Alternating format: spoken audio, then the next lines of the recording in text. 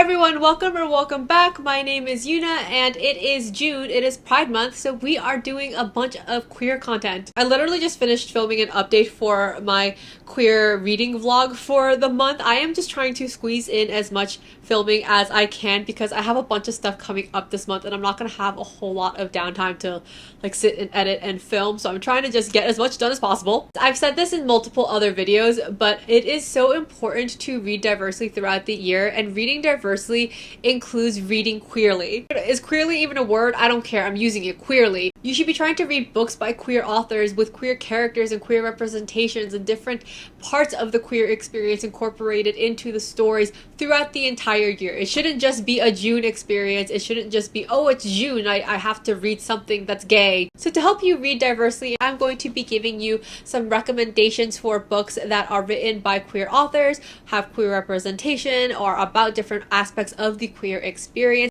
And I just want to clarify that I keep using the word queer, and for me that is just like the broadest umbrella term that I use to describe anyone who would identify as part of the LGBTQIA plus community. So if you are someone who does not identify as straight, then to me, for my own verbiage, I use the word queer as just like a big umbrella hug to include all of those identities. This is probably going to end up being a two-parter video because I have so many books I want to talk about, and I say this all the time, but I just can't talk for that long. So I'm doing this as a two-parter video, and I'm going to talk about books that represent queerness in a variety of different ways. Because queerness, queer identity, queer love, that can be written and incorporated into a story in a lot of different ways, right? You can have a book where a person is queer and that's it. There's no fanfare around it. It's accepted. It's part of the world, and it's not something that is contested or is a point of tension, or it's not anything that is driving the plot or the main conflict of a story. This for me is my personal preference if I'm reading sci-fi or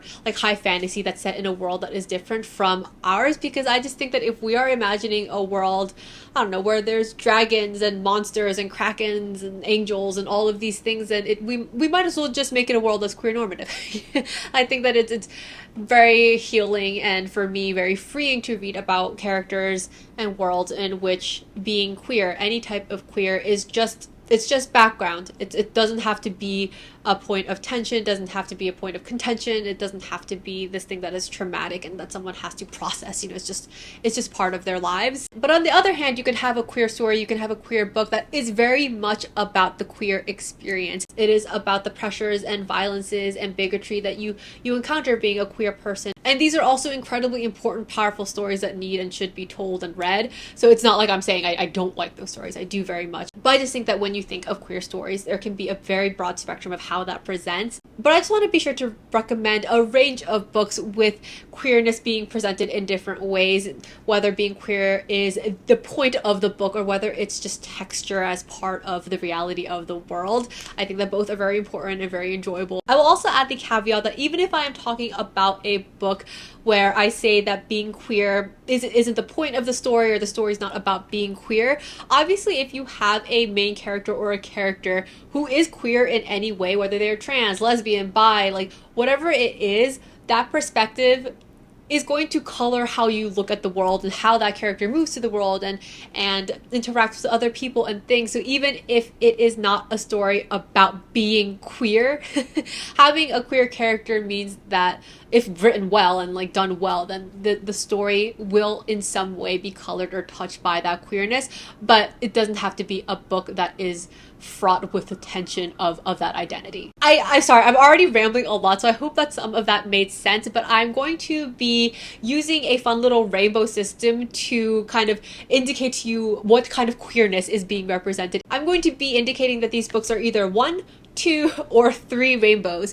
If a book is a 1 rainbow book, that does not mean that it is a 1-star book. I'm going to be recommending some books that are 5-star books to me that are only 1 rainbow. A 1 rainbow book to me is a book in which there is queer rep. The main character is queer, but it is not about that character's queerness. Their identity or their relationships isn't integrated into the broader story in a way that feels majorly notable. The conflict doesn't have to do with their queerness. The plot doesn't have to do with their queerness. The character is queer, but it doesn't really move beyond that. 2 rainbows for me means that there are queer characters or relationships, and while the main driving force of the story or main conflict of the story doesn't have to do with that queerness. Their identity and that queer relationship, the queer identity, is an important part of the experience of reading the book. A two rainbow book may or may not be queer normative, but if it is not queer normative, it's not a book in which the character really has to wrestle with their queerness in again, like a big notable way in the story. A three rainbow book is a book that is just queer, queer, queer, queer, queer. A three rainbow book to me is a book in which the main driving conflict or plot is centered around queer identity, around queer struggles. Or if it is a queer normative world, or it's a world in which there isn't necessarily conflict around being queer, it is very much about a queer relationship. You might be able to tell that the borders are a little wishy-washy because I literally just made this up, but hopefully that makes sense to you, and it'll just be like a little fun way for me to indicate to people who may be wondering like how gay is the book actually. So to summarize, one rainbow means there's queer rep, but it's a queer normative world. It's not about the character being queer, it's not about queer relationships, it's about something else, but there is a queer character. Two rainbows means there are queer characters or queer relationships that are central to the story and are prominently featured, but the main plot or the, again, driving force behind the action isn't about the queerness. Three rainbows means it is a very, very, very, very gay book. It is about a queer relationship. The point of the book is a queer relationship, or it is about the queer identity, whether that is struggling with the queer identity, coming to terms with the queer identity, a queer coming of age story, whatever it may be. It is about being queer, or it is about a queer relationship. Actually, before I get to my recommendations, I'm going to talk about 4 books that I'm trying to read this month that are all queer books, and I'm going to give my predictions for how many rainbows I think these books are going to be, and I'm going to just breeze through this. The first book is A Language of Limbs by Dylan Hardcastle, and I am a monkey's uncle if this does not end up being a 3 rainbow book. I'm hoping that this is going to be a 5-star book, but I am positive it's a 3 rainbow book because it is literally about the queer experience. It is about 2 versions of a queer life. It follows a girl from Newcastle, Australia, and I think it explores her queerness and the different ways that a queer life might be lived. So 3 rainbows, I'm pretty positive. Second book is Sunburn by Chloe Michelle Howard. And again, if this isn't 3 rainbows, I don't know what I'm doing wrong, because this is supposed to be a coming of age story about a queer girl, a girl in Ireland who is falling in love with her female best friend, is like struggling with that and deciding if she is going to pursue this queer desire or not. So 3 rainbows, it must be. Right. Third book I'm hoping to get to is Devil of the Deep by Valencia Jean-Francois, and this I think is going to be 2 rainbows. Again, hoping 5 stars, but I think it's going to be 2 rainbows. I was told to read this if I wanted to read about Black, queer, Haitian mermaids and pirates, and I think my prediction is that it's going to be set in a queer normative world, and there are going to be queer characters and there are probably going to be queer relationships, but the book isn't necessarily going to be about being queer, or it's not going to be centering that queer relationship as the main point of the story. So 2 rainbows, I think. The last book is Young Mungo by Douglas Stewart, and I also think that this is going to be a 3 rainbow book, hoping again for a 5-star 3 rainbow book. This I'm pretty sure is going to be 3 rainbows because the book is about a young boy named Mungo who is growing up, is coming of age, and is falling in love for the first time with a boy named James, and it's about those 2 boys and their relationship and the struggles they go through. So I think it is going to be a heartbreaking 3 rainbows. Now I'm actually going to get going with the recommendations, and I want to start off with a bunch of books by one of my favorite authors of all time. She is probably my favorite sci-fi author, and that is Becky Chambers. I don't think that I can praise Becky Chambers enough. I think that she is such a special author, and she has written pretty much all sci-fi. I think at least all the books that I've read of hers are sci-fi, and she uses that genre in such a beautiful way, because what she does is she uses different species, different types of creatures in order to highlight humanity, the things about humanity that we take for granted, or the things that we are so used to that we think are just instinctual or intrinsic, but are actually learned behaviors that if we look at things from a slightly different perspective, we might be able to change the way that we approach the ideas of love and community and identity. And of course, one of the things that she writes about and integrates into her stories is diverse expressions of gender and sexuality. I'm going to start off by recommending one of my favorite series of all time, that is the Wayfarer series. I have a mix of the US and UK versions, which is why it looks kind of funny when I hold it like this, but it is a quartet. It is made up of The Long Way to a Small Angry Planet, A Closed and Common Orbit, Record of a Spaceborne Few, and The Galaxy and the Ground Within. These are all standalone novels technically, like they can technically be read separately, but they are loosely tied together with different characters, and there is a general timeline that you can follow. I personally think that they are best read in order as a group, but if you are only going to read a couple of them, I would say that the first book, where is it? I would say the first book, The Long Way to a Small Angry Planet and A Close and Common Orbit, should definitely be read together, in my personal opinion, just because they kind of happen right after each other. Like the timeline is right where this book ends, this book picks up with one of the characters from this book now being like the main character here. So I just think that the experience is best experienced if you read them in order. But long way to say these are standalone novels that can be read together or apart, but I think you should read them together. These books basically follow different people or communities or crews in space. They are made up of different species. There are humans, but there are a variety of different alien species that have very different biologies and communities and religions and philosophies. There's just a huge range of ways to live and ways to think that are explored in these books, and as part of that there is so much queer rep, so much queer rep. And I don't just mean that some people are straight and some people are gay. I mean that there is gender fluidity, there is asexuality, there is casual sex, there is polyamory. There are entire species that start off as one sex and it's just part of their genetic makeup and their biology to, at a point in their lives, transition to a different sex. Like it's just, there's a lot happening. I think there's also really beautiful, wonderful depictions of sex work in these books, and yeah, I love love these books for diverse rep, and they are definitely existing in a queer normative world. Even though there are certain aspects that are unfamiliar to certain species, they're not necessarily met with hostility towards sexual or gender identities. I almost want to say that this is a 3 rainbow series just because of the diversity of representation and queerness in these books, but I'm going to say, based on the rating system that I have given myself and have explained to you, this would be a 2 rainbow series because there is a lot of queerness, there are queer relationships, there are queer characters, but that's not the point of the books and that's not what is driving the plot of these books. Again, it is still a queer normative world, so I would say 2 rainbows. It's a 5-star series for me, although the second book, nope, what am I doing? What is happening? Yes. The second book, A Close and Common Orbit, is my personal favorite. This is definitely my personal favorite.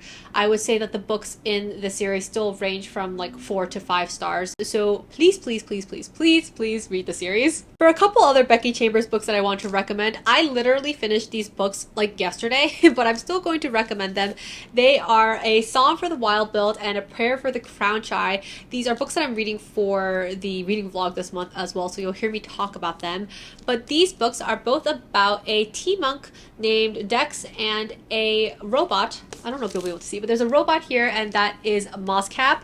The two of them live in a world called Panga where robots gained sentience. They gained sentience and decided to live separately from humans. Humans, respected their decision, and they've been living separately, but Moscap comes back a couple hundred years later as a representative to see how humankind is doing and to ask the question, what do humans need? Both Dex and Moscap are genderless, and Moscap actually uses the pronouns it. I really enjoyed this series, and I would give it a 1 rainbow rating. While both of the main characters are genderless, it is a queer normative world once again, and it is not at all a story in which their queerness is centered or it's about their struggles being queer or anything like that. Again, a queer normative world. The books are very beautiful, tender, warm, inviting philosophical musings on what it means to be a person, or what it means to have purpose, or what it means to consider the idea that you don't need purpose in order to be valuable, that you are wonderful and beautiful and deserve joy and contentment just for existing, and that you don't have to earn comfort or joy or rest. Very important books, I think, for people to read, especially in this late stage capitalistic hellscape that we are trying to survive day by day. So I highly recommend 1 rainbow series that just absolutely touched my heart. Next, I have 2 recommendations for my chunky high fantasy book lovers out there. It is probably no surprise to a lot of you that I'm talking about The Priory of the Orange Tree and A Day of Fallen Night, both by Samantha Shannon. These books are great not only because they are wonderfully written and have queer rep, but because they are massive tomes that could also act as door stoppers, or they can also be weights if you are trying to work out, or if you have any fears about a home invader, just keep one of these on your bedside table because you can knock them over the head with this and it will kill them instantly. The shorter of these two books is The Priory of the Orange Tree, and it is over 800 pages. So if you are afraid of a large page count, then maybe this might put you off, but I still highly recommend that you check these books out, and I will tell you why. These books take place in a massive fantasy world and center this queendom called Innis. Although the book is split through multiple points of views that take place in different parts of the world, the main sort of central plot line takes place in or around the Queendom of Innis for this first book, and the books follow, like I said, multiple points of views from different parts of the world with different paths, and they all sort of converge in on the central conflict, which for both books is this battle against this evil force that is personified or kind of manifests in this giant evil dragon. It is very hard to succinctly describe the plot of either of these books because there's a lot happening, a lot of moving parts, but just try to think of your classic epic high fantasy with a lot of different points of views from different parts of the world and different storylines that are kind of converging, and there's the classic sort of good versus evil kind of storyline. The first book is The Priory of the Orange Tree, and the second book that came out is A Day of Fallen Night, but The Day of Fallen Night is actually a prequel. This takes place about like 500 years or several hundreds of years before The Priory of the Orange Tree. I really enjoy Samantha Shannon's writing style. She has very intricate, really believable world building and also a very beautiful lyrical type of writing style.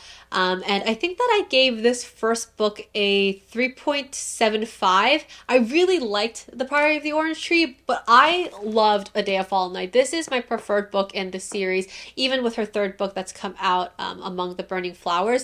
This is my favorite book of the series. I think I gave this book like a 4.25 or 4 or something like that. I just generally enjoyed the characters and the relationships and the plot of this book more than The Priory of the Orange Tree, even though, like I said, I did really enjoy Priory of the Orange Tree.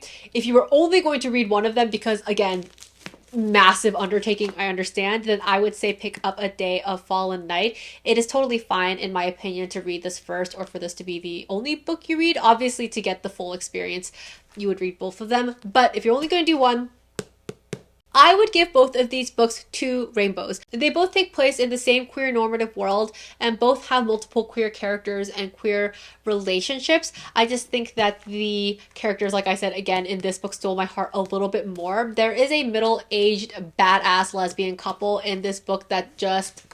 I love them so much. But in both, they're badass queer characters doing what they're doing, but the main central plot line and the conflicts, once again, are not around them being queer or aren't necessarily about the queer relationships.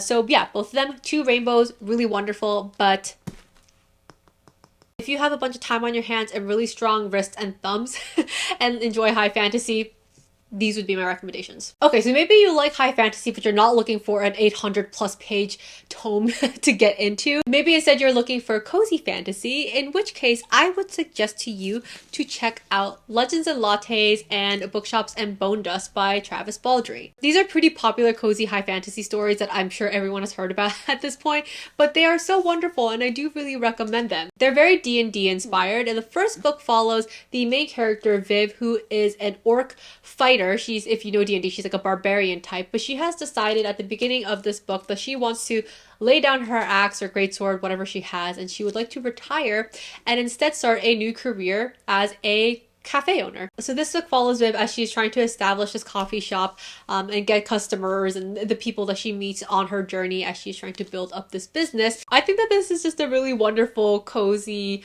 very comfortable, comforting book to read. You know, you're not reading this book if you want a thrilling plot line or intrigue or anything like that. You are reading this book because you want low stakes but still want to be engaged and to enjoy the writing and the characters, which is absolutely what it did for me. The second book, Bookshops and Bonedust, is actually a prequel. This takes place earlier in Viv's career when she was still a fighter. She gets injured and she has to basically post up at the seaside town while she is recovering. And while she is there, she gets involved with this bookstore and a bunch of really colorful characters that are in town. And both of them have Viv in a sapphic relationship. So there is that queer representation that is happening. And once again, it is in a queer normative world. I would once again, for the same reasons that I've said said 1,000 times now, give both of these books 2 rainbows. We have that queer rep, we have the queer relationships, but it's queer normative and the plot is centered around that. And I also have to take a moment to just show you these editions, which have the most beautiful illustrations on the inside. There's Viv, and then I think on the back, there's more illustrations there. And for Bookshops and Bonedust, again, there's the illustration of that seaside town that I was mentioning. And I think on the back, so cute. Next is a book that I don't have with me physically because I have lent out to a friend, and that is Our Wives Under the Sea. This is a novella by Julia Armfield, and it is a really strange and beautiful little book that actually reminds me in some ways of Shark Heart, which is a book I read recently. This book is about a married lesbian couple, Miri and Leia. Leia is a marine biologist who goes on this deep sea mission that goes wrong, and her little ship submarine thing ends up getting stuck on the ocean floor for a while. And after she is able to be rescued and return to the surface and come back to Miri, it is revealed and becomes obvious to Miri that Leia has come back, but she has come back changed and a little strange. Over time, as Miri is trying to take care of Leia and to reach out to and connect with her wife again, Leia just becomes stranger and stranger and is evolving in weird ways. And the whole book, to me at least, the way that I interpret it was as a metaphor, kind of like Shark Heart, as a metaphor for the experience of extended grief, of anticipatory grief, of the feeling of losing someone slowly over time to something like Alzheimer's or dementia or addiction or whatever it may be. Just, it's this extended metaphor for the experience of losing someone and anticipating losing someone even while they are with you. I would give this book 3 rainbows because the whole book is very much centered around their relationship. It's about their relationship and the way that they are changing and trying to adjust and trying to find each other and losing each other. It is about their queer relationship. Like their marriage, their relationship, their love is the central driving plot force, conflict, whatever it may be of this book. And so for that reason, I would give this book 3 rainbows. So if you're looking for a shorter novella that is kind of bizarre, kind of weird, something literary fiction, then maybe you want to pick this up. Next, I have another novella, and I actually read this one as an arc, and I feel like I don't really hear this book or this author get talked about that frequently. So I'm going to do it now. If you're looking for a Asian-inspired, queer, high fantasy novella, then I would suggest you check out Brighter Than Scale, Swifter Than Flame by Neon Yang. And I'm not positive if it's pronounced Yang or Yang. This is the only book that I've read by Neon, but I know that they have a bunch of other stories, so I would love to pick up something else by them in the future. I read this a while ago, so I admit I don't remember it super clearly, but I do remember that I enjoyed it. I think I gave this like a 3.75. I'll have to check. I don't remember, but I enjoyed it enough to recommend it. It wasn't necessarily my favorite book I've ever read, but I did definitely enjoy it. So this novella is about a famous dragon hunter named Yeva. She has grown up and since a very young age has been slaying dragons. She is sent by her military, her government, to this nation called Quanbao. And Quanbao is a nation where instead of fearing and hunting dragons, actually it is rumored that they actually worship dragons, and it is suspected right now that they are harboring a dragon within their land. So Yeva is sent to go investigate this, and if there is a dragon, to kill the dragon. While she is there, she meets with the queen, who is Queen Suki, and the two of them begin to develop a relationship, and it's about their relationship. It's about Yeva kind of grappling with her purpose in life and the fact that she has grown up knowing how to do this one thing and do it really well, and kind of being unsure of whether it is the right thing to be doing. And it is sapphic, it is beautiful. This was a little hard partially because it's been a minute since I read it, so I don't fully remember how central the relationship was to the story, but it's either 2 stars or 3 stars definitely. I might say 3 stars because I feel like the relationship between Yeva and Queen Suki was pretty prominent in the story, so it's a big part of the story and how the plot moves forward. If I'm wrong, I'm sorry, but I think it's probably a 3 rainbow novella. If it's 2 rainbows, don't sue me. I made up this rating myself and it doesn't really mean anything. But I would say that it's a 3 rainbow novella based on my memory. So if you're looking for something that has dragons, has some sapphic relationships, has some Asian inspired world building, then perhaps check out this novella by Neon Yang. Alright, I'm really losing the light, so I'm gonna have to speed through some of these books. The next 2 I'm going to talk about are by one of my favorite authors, and I feel like I've talked about her so many times recently, so I hope you're not getting tired of hearing about her, because I'm not tired of talking about her. I have This Is How You Lose a Time War and The River Has Roots by Amal El-Motar. This Is How You Lose a Time War was co-written with Gladstone, and this one is all Amal. This Is How You Lose a Time War is this crazy, wacky, fantasy, sci-fi, purple prose, sapphic relationship, romance novel, literary fiction masterpiece. This book is definitely an experience. It is a story about two agents that are on opposite sides of this time war. One is part of this sort of nature-based society. Other is from this very like technological society, and they are fighting across time and space, but these two agents end up falling in love over the course of these very unconventional, bizarre letters that they leave to each other at different points in time. It's very hard to describe, but it's definitely a book that you read for the vibes to be swept away in this emotional, very almost overwrought writing. At points I would say it is overwrought. It's very much purple prose, and I don't generally love that type of writing all the time. I like lyrical, I love emotive, but I like my writing to generally be more restrained. But there's something about this that was just so good to me. Yeah, you don't read this book because you want specific plot points or you want really concrete world building. You're gonna have to let go of some of those questions and just kind of be swept up in the experience. But I would say that this book is three rainbows, absolutely, because the whole point of this book is the sapphic relationship. That's driving force. That's what this book is about. So 3 rainbows, 5 stars. The other book, The River Has Roots, is probably 2 rainbows, I would say. This is a really beautiful, beautiful novella, and it's a story of 2 sisters who live in this magical world and are tasked with nourishing and guarding this magic willow tree that exists at the edge, sort of like the border of their world and the Fae world. There is a grammar-based magic system. It's a murder ballad. There's a lot happening also in this book, and it's another one where the world building and the plot is a bit fluid, and it's something you just kind of have to let yourself go with the flow. But there is a beautiful queer relationship and a non-binary character in there, but the story isn't necessarily about that relationship. There's other aspects to it that I think also move the plot forward, especially the relationship between the 2 sisters. So I would say that 2 rainbows for this, but also 5 stars. All right, 3 books left, and the next book I want to talk about is a literary fiction novel. This is Martyr by Kaveh Akbar. This is a really unique book that I would love to reread. It's another book that it's been a little bit since I've read it, and I don't remember it super clearly, but I know that I enjoyed it. And this book is about Cyrus, who is a newly sober queer poet who is obsessed with the concept of martyrdom. Through a series of events, Cyrus ends up connecting with this dying artist who is doing this exhibit in a museum, and he interacts with her, and through their conversations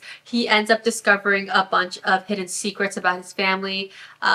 He finds out about his family history and these interesting figures that are from his lineage, and it's just a very interesting and vulnerable and sad but also hopeful story. I would really like to reread this. I would give this book 1 rainbow. It is a book that I know I enjoyed, but I think that it needs a reread. I feel like I need a reread to properly absorb and remember it because it is a bit hazy. But even with that, I would give this book 1 rainbow. There is a queer representation with Cyrus and his relationship, but the story isn't really about his queerness, and the story isn't about his romantic relationship. So while the representation is there, it is not central to the plot or the overarching story. So I would say 1 rainbow, but still an incredible book. Book second to last book, and this is one that I love so very dearly. I love this book. I read it earlier this year and I have been gushing about it ever since. And that book is The Spear Cuts Through Water by Simon Jimenez. And if you just look at how many tabs I put on this book, you could probably tell how beautiful I thought it was. This is such a beautiful, lushly written, descriptive, sensory story.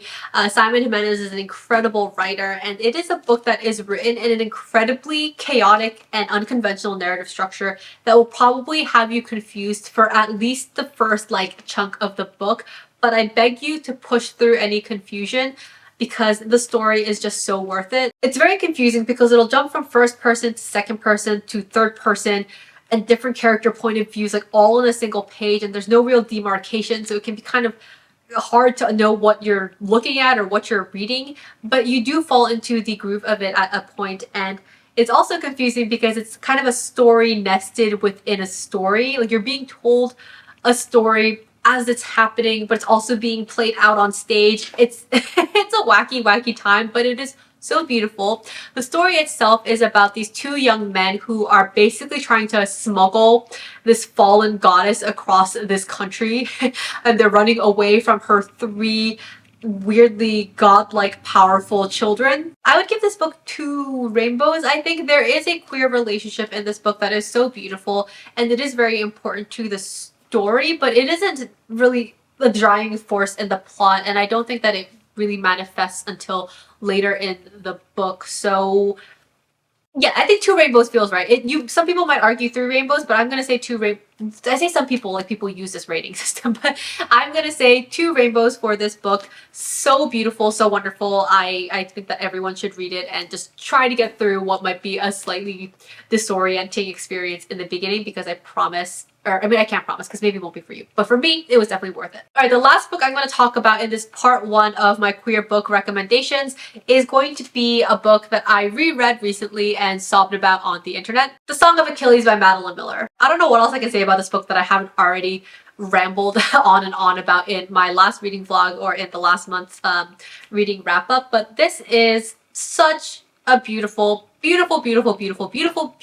love story. This is Madeline Miller's retelling of the Iliad, or the story of the War of Troy, and it is told from Patroclus' point of view, and the book is basically focused on the relationship between Patroclus and Achilles. This book is so stunning, and it is very much because of Madeline Miller's incredible craft. She is so good. Madeline Miller is just so good at writing in this very sensual and descriptive and lush and full feeling way, but she also has a beautiful way of restraining herself and balancing the way that her writing is done. And her characterization, I know I'm repeating myself. I've said these things in both videos that I mentioned, but she is just so good at characterizing these mythological figures and making them very human and grounding them in these strong character traits that come across beautifully even without her saying things necessarily so blatantly. She is very good at showing you and not necessarily telling you what a character is about, but you just become so close and intimate with the character's heart and their motivations.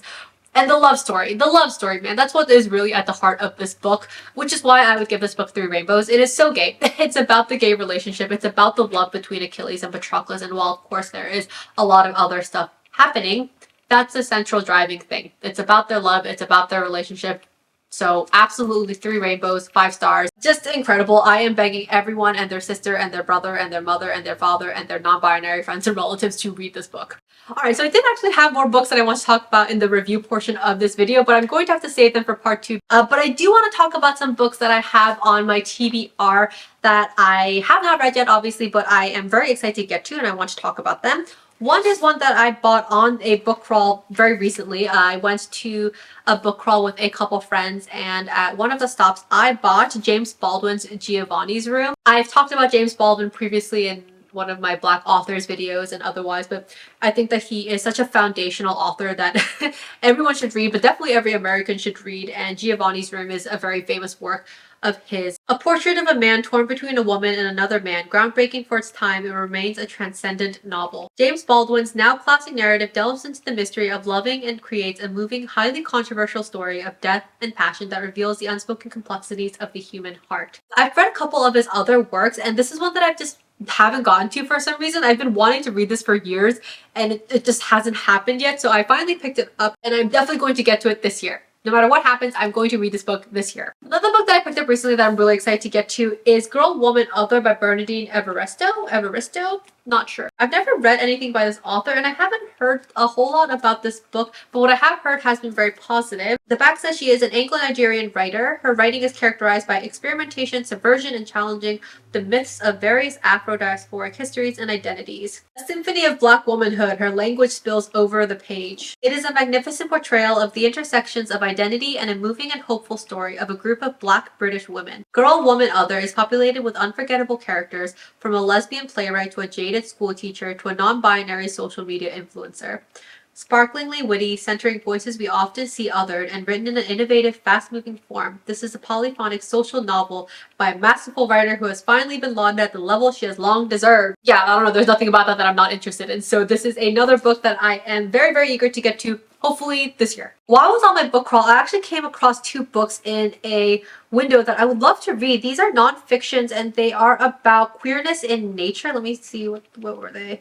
I'll put them up on the screen, but they are a little queer natural history. I don't know if this is just a photo book or what this is. I didn't even get to look through it, but I'm interested in a little queer natural history. The other book that I want to read that I saw is Forest Euphoria, The Abounding Queerness of Nature. This is by Patricia Ononiwu Kaishian. Hopefully I didn't butcher that name, but this I know is not a photo book, and this is about queerness in nature, and we have Robin Wall Kimmerer on the cover giving a quote, so I know it's going to be good. Yeah, so these are 2 books about queerness in nature that I would really like to pick up. I just saw them literally like the other day, but I have put them on my TBR and will hopefully be able to pick them up sooner rather than later. An author that I would love to read that I have not gotten to yet is Andrew Joseph White. Andrew Joseph White is a trans writer who is very popular in the horror space, and I know that there is just something so special and and incisive and critical about trans horror, or horror written by trans authors. So I would love to read something by Andrew. When I was at BookCon, I went to a queer horror panel. I can't remember if it was queer or trans specific, but there was some sort of queer horror panel that I went to and Andrew was speaking as part of that panel.